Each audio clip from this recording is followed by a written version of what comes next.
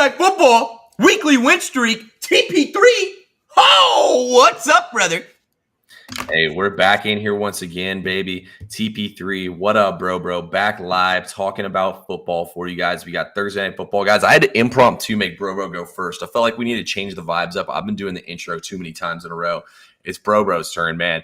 We're about to get to it, guys. We got a lot for y'all on today's show. We got an elimination game in the MLB playoffs. We got some shitty college football games. And we got NFL Thursday Night Football. What more could you ask for on this fine Thursday, bro? Yeah, I mean, the only thing we could have asked for more than what we have is a Mets victory last night. Other than that, you can't really ask for much more. I know you got to be excited. I know your Braves are not in the playoffs now, but they are eliminated. But you must be excited for your boys, your Falcons, tonight. I know you got a lot on the line. I know a lot of people are maybe hating on the Falcons. I may or may not be hating. I may or may not be with Better them. not be. Oh, oh shit. But T Pizzle, how was your night last night? Other than the Mets blowing it for us. Well, the Mets blew it, made it from being a good night to a bad night. So that's about how it goes, man. Bro, I got a question for you, man, to start everything out before we talk about baseball here. Yeah. Give me one good reason why I shouldn't take your Browns to beat the Commanders this week. Why you shouldn't? Yeah. I could give you like fucking 50. You want one? Like, dude, offensive line shit. Deshaun Watson's the worst quarterback in the league. Amari Cooper, our number one wide receiver, doesn't want to be here. He forgot how to catch a ball, and it's been his fault. 2 interceptions of Deshaun's have been his fucking fault right off his goddamn hands. Oh, my goodness. Sorry. Right off his hands. 2 minutes in, and Bro's already dropping the GD. Oh, that was a hard one, too. Very hard. But that's what she said. Very hard. But anyways, no, man. And their defense is not the same this year. It's just not. Myles Garrett is really hurt. He doesn't look right. Even when he's out there, you can tell he doesn't have that same bend. He doesn't have that same ability. I'm telling you this, T. The Browns aren't going to win 5 games this year. It's over. They're going to be a 4-win team. I don't know, dude. I kind of love the Browns on Sunday. I'm trying to convince myself to not do it because it's disgusting. But I mean, like, don't do it. Don't get me wrong. The Commanders have won, dude. Like, I just can't wrap my head around the Commanders being 3.5-point favorites in this game. Like, that line feels absolutely insane in my opinion. Like, it just feels insane. Straight up, it feels insane. Have you watched the Browns game? I have. And I don't understand how this is the line. I just don't get it, bro. Okay. All right. You like my Browns more than I like my Browns at this point. You want them? Let's ship them off to Atlanta. You can have 2 teams, the Atlanta Browns and the Falcons. Yeah, we'll let you keep the Browns over there. Of course. Yeah. We'll pass on all that. I appreciate the offer, though. Bro, perfect segue into talking about baseball here. How you feel about your Guardians in this upcoming series? I do like the fact that they're going against the Tigers as opposed to the Astros. I think that definitely gives us a bit of an advantage. Familiarity. We've done pretty well against them. They're in the same division as us. So I like the Guardians' chances. As a fan, I was truly hoping for the Tigers. I didn't think it was ever going to happen, but here we are. What about you? Do you think we got a shot or are we cooked? It's tough to say, to be honest with you. I mean, you're going to see Scooball in this series, but I think you guys have the best bullpen in baseball. I think the Guardians have a really solid lineup. I don't know. Like, I don't know what just came over me. But, like, when I look at this matchup between these two teams, like, Guardians, they had a rough stretch. They got it back on track. They ended up winning the division and all that stuff. The Tigers, arguably the hottest team. I mean, they are the hottest team in all of baseball. There's no team hotter than them in the league. Ultimately, when I look at this matchup, like, there's no way I'm going to go against the I don't know. It's really tough, honestly. But I'm not going to put money on the Tigers to win the matchup. Let's put it that way. I'm going to take this series game by game. Yep. Yeah. Listen, I don't think I understand destiny. At some point in time, when you have your foot on the gas all the way down to the fucking floor, your miles per gallon, one, are going to be very low. Okay? So not good efficiency, but also eventually you'll run out of gas. This Tigers team has been going at full speed, pushing. Like, dude, that type of strain on your team and stress on your team eventually will catch up. I don't know if it's going to be this series. Dude, I'll tell you what, Guardians pissed me off, dude. They pissed me off. They had it. They had it. We had the number 1 seed. We had everything all squared away, and we just fucking shit it away. But I like my Guardians. I like their chances in this series. Okay. Bro feels good about his Guardians. Yeah, I would probably take, gun to my head, I'm taking the Guardians to win this series. Probably not a future player or anything like that I'm looking at taking. I will say, I do like the Padres to upset the Dodgers. I do think the Padres can. But speaking of upsets, bro, what do you think about tonight's game, man? We have the Mets and the Brewers taking each other on here. What do you think's going to happen? Well, fuck the Mets. I hope the Mets lose by 20. I hope after that the showers don't work in the clubhouse. Mm-hmm. And then also I hope the bus never comes to pick them up, so they miss their flight and they have to travel via donkey back to New York. Yes, donkey. Listen, fuck the Mets. I hope they lose by 20. Garbage. I don't know who's going to win. Didn't cap the game. I was so angry I wanted to vomit. I will say this. Tobias, that boy can throw a little bit. And Quintana does have the propensity to get lit up. But if I know one thing, it's that recently the MLB just doesn't make sense. It makes too much sense to bet the Brewers after the Mets looked like shit yesterday. But I think the Mets are going to win. And for that reason, I'm staying off of it because they don't deserve to win, and I hope they don't win. But maybe I take the second part of that back because we are a team here, TP3. And I feel like you may or may not have some action in this game. I do have some action in this game, actually, and I'm going to take the Mets, man. Look, I look at this matchup, and first of all, let's break it down from this perspective here. Neither of these pitchers are going to get a throw deep in this game, probably. Both guys are going to have extremely short leashes, so once they start struggling, these teams are going to look to pull these guys and go to their bullpens because they really haven't used their bullpens up that much. With that being said, though, I look at both these pitchers, and honestly, dude, I like Quintana in this game because the Brewers are one of the best teams they're the best team in baseball in terms of success when trying to steal bases. They're really good at stealing bases.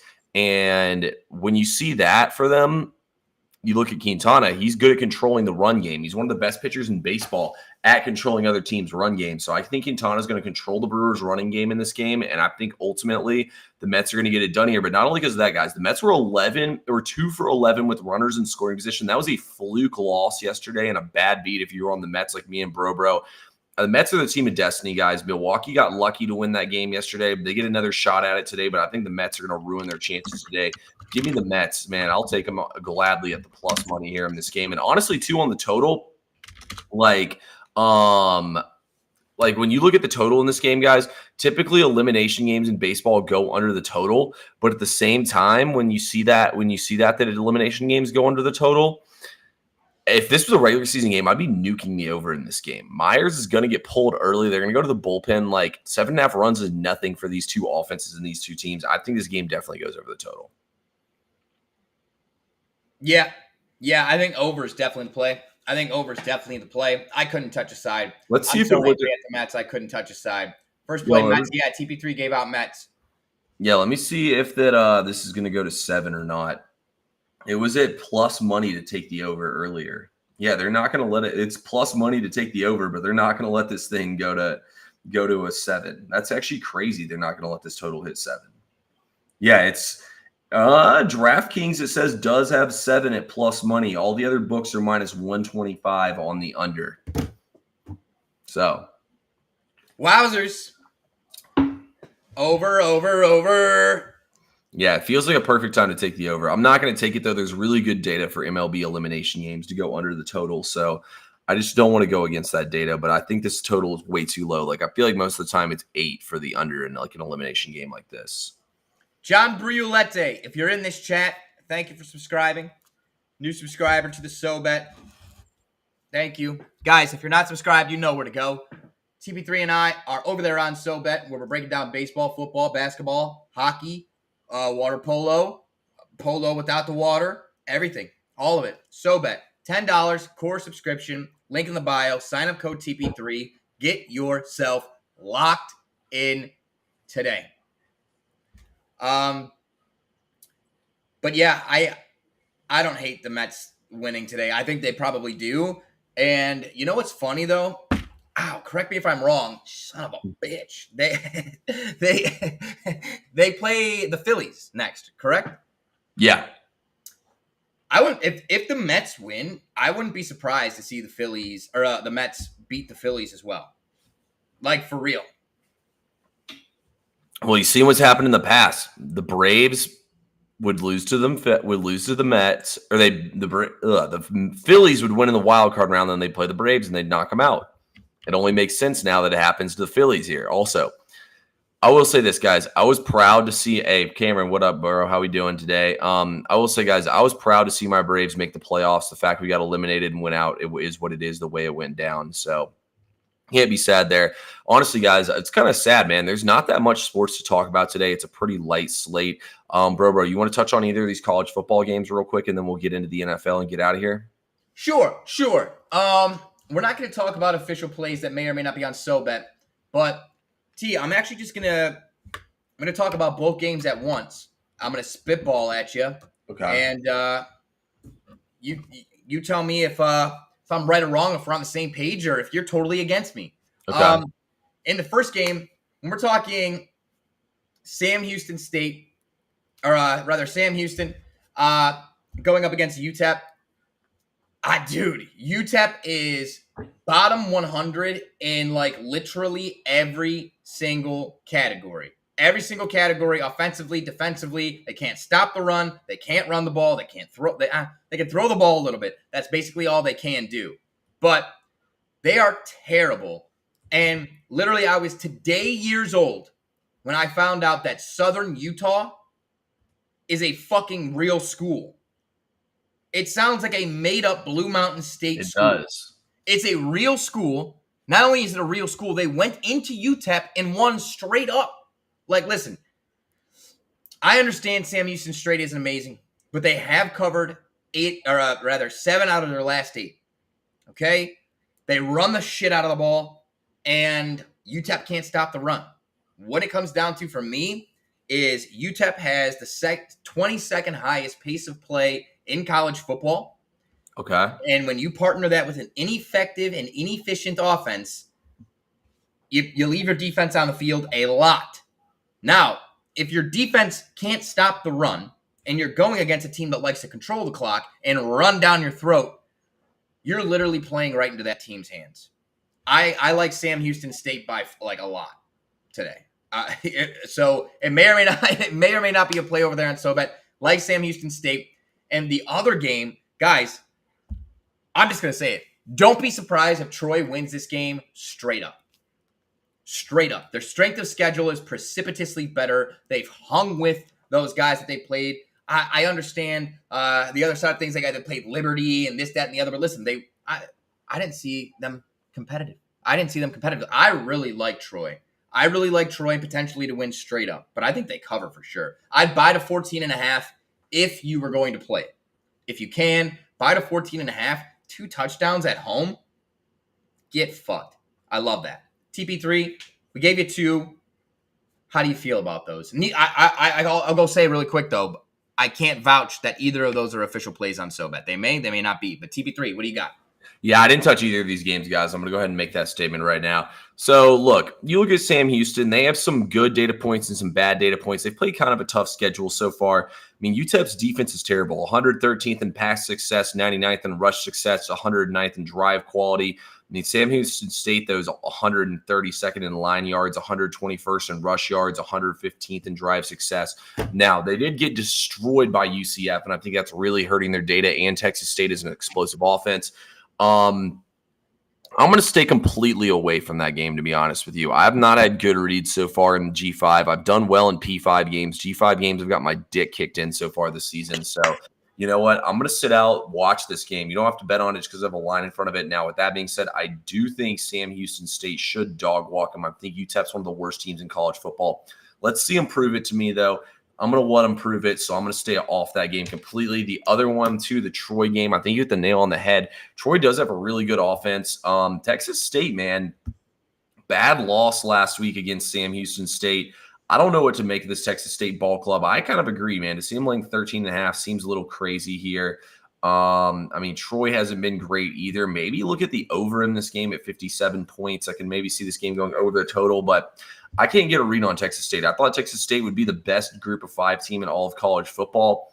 They've been far from that so far, to say the least. Until I can see anything to get a good read on these teams, I'm staying away from both these games. I'll let y'all figure out who's going to win. David, I couldn't talk you out of taking Troy, but I also wouldn't be shocked to see Texas State get right either. So I'm staying off that game completely. I'm pretty sure Texas State gave up like a massive fourth quarter comeback to Sam Houston State last week. So all the more reason for me to stay away. Yeah. I'll tell you, I'll be straight up with you guys. I don't have an official play in the Troy game, but if I were to play it, it would be a unit on the spread, to win a unit on the spread, and then it would be a teeny tiny little sprinkle to win a unit on the money line, you know? So if you like it, I love it. No biggie. You know what song that from? If you like it, I love it. No biggie. Don't. What song is that from? I don't know. It's DaBaby. He just dropped a mixtape, by the way. Really? I don't listen to DaBaby anymore. I kind of washed out on him. Yeah, it's not very good. Every song sounds the same, man. It all sounds the same. Yep, every song sounds the same, bro. But it's all right. Yeah. It's all right. Okay, so we don't like DaBaby, but we can agree that we're both not too high on DaBaby, but also in the NFL, we may or may not be high on the same team in this game. Are we high on our own supply here, TP3? I think we are high on our own supply. You want me to go? Actually, you go first. I got No. With that ATL hat and the ATL pack and the ATL loud, no. I need you to throw it down for your hometown. Tell me you can't be fading the Falcons. Oh, baby. I got a shocker for y'all here. I bet y'all can't even believe I own this jersey. There's no way. Y'all are going to be like, TP3, the fuck is wrong with you? There's no way. Not. Oh, I was going to say. Let's go, Falcons. Yes, sir. We're rocking with the Dirty Birds tonight, man. Look, this is not a biased bet. This played exactly perfectly to how I want it. First of all, Todd Bowles, 1-7 straight up since 2018 when playing on short rest. He's playing on short rest here. There's another trend. I'm going to pull it up for y'all while I talk. Before I get to the trend, though, let me fuck, man, I can't even think right now. All right, I'm gonna pull this other trend out. Before I get to that, let's talk about strength on strength and weakness on weakness. Atlanta has a top 10 pass defense in the league. So Atlanta, this really plays into their strength here, that they have a top 10 pass defense and that Tampa Bay wants to throw the football a ton. Also on top of those factors there, that Atlanta has a top 10 pass defense. They want to throw the ball. Atlanta, it's no secret what they're going to do on offense, guys. Atlanta's going to run. And you know what Tampa Bay is not good at doing? Stopping the run. Tampa Bay is 29th in rush in YPP, and I believe they're 27th in rush EPA. Tampa Bay does not play well in this spot. Let's see if I can find this other trend, man. Bro, you give your opinion on the game while I look for this other trend here. This is a really good one, though, to play against Tampa Bay here. Yeah. I'm also on the Falcons, guys. Falcons money line. I don't want to fuck around with the points. I'm tired of seeing this backdoor bullshit, 1 point, missed field goal, dog shit. It's fucked. Money line. Am I winning? Am I losing? Tell me, yes or no. So, we're taking the money line. And here's a couple of things that I think are very interesting. Now, as TP3 said, it's no secret what the Falcons are trying to do here, and it's run the ball. But they're one of the most run-heavy teams with a pass rate over expected of -6%. So basically what that means is they are 6%, they're throwing the ball 6% less than the expected rate for the NFL, for their team, etc. And also, just to expound on how bad the Bucs rush defense is, they have the highest EPA per rush on the season this year, and they're without Antoine Winfield. Okay? So that's he's a safety if you don't know. He's one of their best run stoppers, terrible against the pass, but he's always in the box. Always in the box. And to not have him against the run when they're already deficient in that category, I don't believe plays to their advantage. Also, just from a side of like what a nasty, dirty trap this is that Vegas is setting, guys, just think about this for a second. The Buccaneers just dismantled the Philadelphia Eagles 33 to fucking 6 or some shit like that. 13, I don't remember the exact score, dismantled them. The Falcons had a game where they failed to score an offensive touchdown. They got lucky to have won the game because of punt returns or a fumbled punt and all this shit, interceptions, return for touchdowns. They won the game barely. You're telling my question for you is this. Why are the Falcons the favorites? And it's a two-part question. If they are the favorites and people are hammering the Buccaneers, why is the line continuing to move in favor of the Falcons when all the volume of bets are coming in on the Buccaneers? Guys, the dogs have been barking for weeks and weeks since the beginning of the season, and you don't think the public, after getting smacked Sunday after Sunday after Monday, Monday night, what happened? What happened to the fucking favorites? No, the Lions covered. Oh, you're right. The Lions did cover. So 1-1. But Seattle was the public play, remember, because they were undefeated. Facts. Public plays are getting smoked when it comes down to it. It's time. Vegas is ready. They've loaded up. They've set people up for this experience. All they've done is led a bunch of sheep that think they know they're sharp to the fucking slaughter. That's all they've done. The dog is not barking tonight. I'm telling you, the Falcons are favored for a reason. They're going to win this game straight up. In the Mercedes Dome. TP3, I need that trend. I'm a trendy guy. You're a trendy guy with that trendy chain. Look at those diamonds. Bling, bling, baby. Give me that trend. All right, so I finally got my shit together. I don't know what happened to me earlier. So, first of all, the betting public, 51%+ of tickets are 22, 38, and 2 against the spread this season. $100 bettors down $1,795. So the public is getting their dick kicked in right now. On top of that, here's your first trend. Since 2001 season, when a team won their previous game as a home underdog and are playing in that role on the road as an underdog in Thursday Night Football, they're 3-14 straight up and 4-13 against the spread. That's the Tampa Bay Buccaneers. Then our last one here, let me come over to my pictures. And then I also want to talk about the injury report. So since 2020 season, across 4 different NFL teams, the Tampa Bay Buccaneers quarterback Baker Mayfield is just 3-11 on the money line when he's coming off a win as an underdog. So Baker Mayfield's in a bad spot. Then you put all that together. You come over here now to the injury report. Tampa Bay is going to be without offensive lineman Luke Goedeke. They're going to be without Kalijah Cansey, without Jalen McMillan, without Trey Palmer, without Antoine Whitfield Jr., and they're going to have playing banged up Tristan Wirfs, Vita Vea. I swear to God, that motherfucker's always hurt. Who's the other one that's also hurt? William Golston and Mike Evans. All those guys didn't practice were limited participants on Wednesday's practice. They all didn't practice on Monday. So those are the ones I'm considering very much beat up. So Tampa Bay's pretty beat up. I mean, Atlanta's going to be missing. They already don't have Nate Landman. He's on the IR right now. He'll be back later this season. And then they don't have Troy Anderson, who's their backup inside linebacker. We still have Caden Ellis. So there's going to be a rookie starting on the inside for Atlanta. But yeah, I mean, Bijan Robinson's banged up, but he was a limited participant, and so was Ray McLeod. So both those guys were limited participants. But yeah, so I mean, both teams, Atlanta's way less beat up than Tampa Bay is. It looks like Atlanta's going to get back both the offensive linemen that they lost in that Chiefs game that didn't play last week. So it looks to be a pretty good spot for Atlanta here. In this game. But yeah, that's what I like tonight is Atlanta. So I feel pretty good after we gave out all that data and all those injuries. You want to give out a prop or two here, bro? Yeah, absolutely. We can go bam for bam. Fuck that. We can go prop for prop. Hey, I love it. So I have 2 that I really, really like. Neither of these are official plays yet. But I'm really upset that I didn't make one of them a play earlier this morning. I'm really like having FOMO on it now, and I think I'm just going to leave it because the line moved and it's fucked. But I don't hate it, and I'll tell you why. So here are the two things. Here are the two plays that I did extensive amounts of research on, and I'm going to paper bet.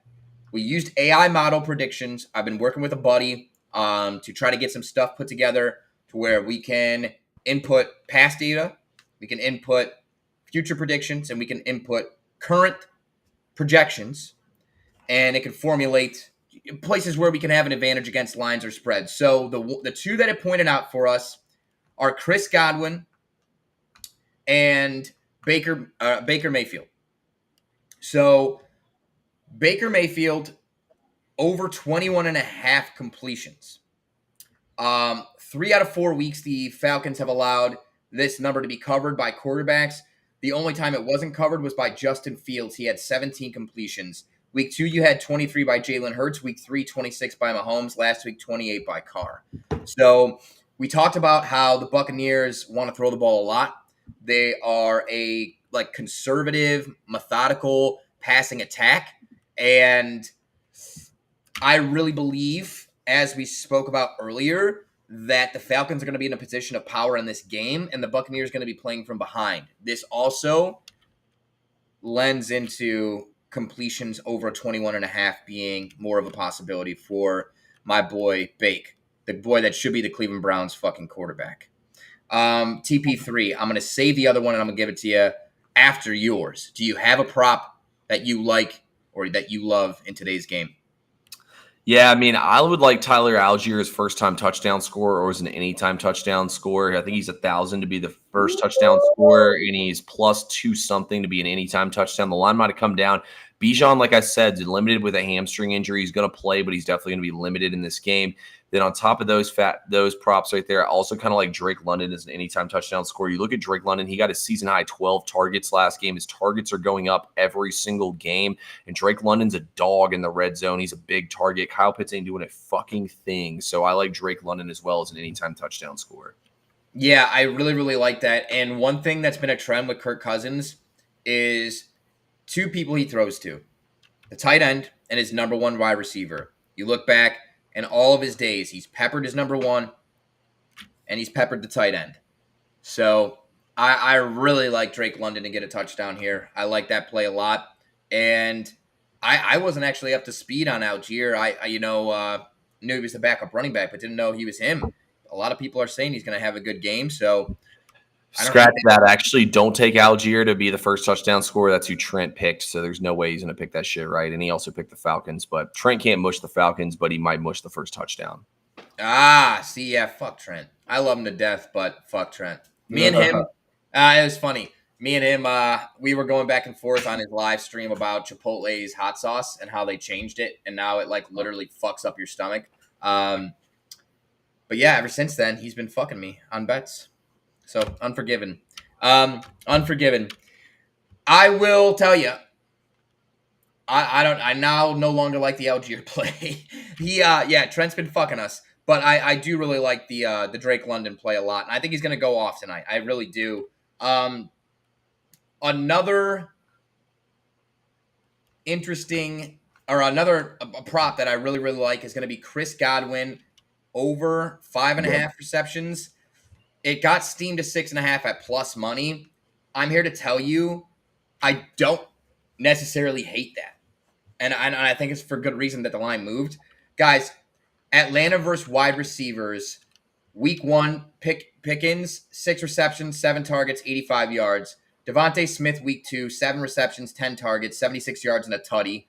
Rashee Rice, 12 receptions, 14 targets in week 3. And Olave, 8 receptions, 10 targets in week 4. All these guys, for the exception of maybe George Pickens, and you can put an asterisk on this because Justin Fields is throwing him the ball, all these guys are underneath receivers.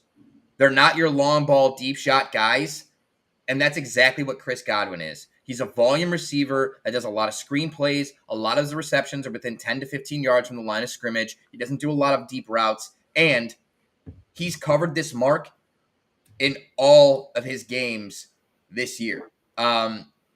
In terms of if you're doing 5.5, 6.5, he's covered it in half. So, but you got to love his target share. Week 1, 8 targets. Week 2, 8 targets. Week 3, 9 targets. Week 4, 9 targets. With Mike Evans questionable, he is going to play. But with Mike Evans questionable and beat up, you almost think that Godwin may take over more of the primary role in this offense today for the Buccaneers. Absolutely love it. I could not agree more with your breakdown. Spot on. Thank you, brother. Yeah, you actually. I was going to jump in and say the thing about Evans being banged up, but you already hit the nail on the head. So, man. Thank you. Yeah. Well, hey, I would have appreciated it. A little double team action. Boom, boom, boom, boom. Yeah, we're double teaming the bookies too tonight, so get ready for that. Little Eiffel Tower. Hello. Yup. You already know, baby. Jesus. Bro. Anything else you want to hear us talk about on this game, or are we good to ready to rock? No, I'm excited. I think this is more of a. You guys remember when we were watching Lost? When they started releasing like an episode at a time, you had to wait each week for an episode of Lost. The NFL has slowly but surely truly become entertainment. And it's just a matter of, are you on the right side of, I guess, the rig? Are you right side of the numbers, the right side of the outcome, the right side of everything? Guys, this shit's a fucking movie. And we've been on the wrong side of it for the first couple of weeks. Actually, NFL, we're doing good.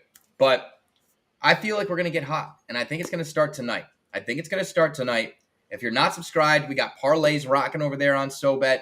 You got player props. You got touchdown props. TP3's firing away. He's on a hot streak. I'm on a 2-day little baby win streak. This dude's won 5 days in a row now. TP3 over here. He's hot, caliente.